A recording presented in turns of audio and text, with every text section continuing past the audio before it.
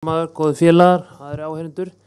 Ég tek undir með Katrínu þetta hvort tveggja að það sé gott að ræða fyrr en síðar hvernig við leggjum til að málin verði borin undir þjóðina, enda var það meginatriði hjá mörgum þegar þeir gáfu kost á sér þessi störf.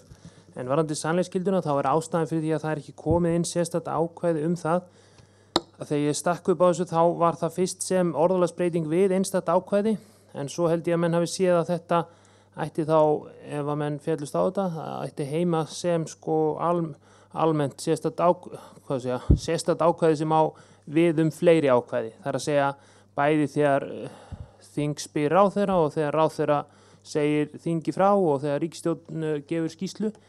En ég held að saga okkar bæði nýleg eins og Kata Vekað og eldri sýni að það er full þörf á þessu og minni á eins og ég skrifaði á Eyjuna í gær að prófessor í stjórnskipunarrétti taldi fulla þörf á þessu fyrir 15 árum og síðan hefur ýmislegt gerst sem að eykur þörf á skyldu beinni í stjórnarskránni til þess að ráðherrar verða að segja þinginu satt og jafnvel komi þá allavega sé gefið í skyn í stjórnarskrá hvað gerist ef þeir gera það ekki. Þetta getur hindrað margvísleg mistök og vandræði. Takk.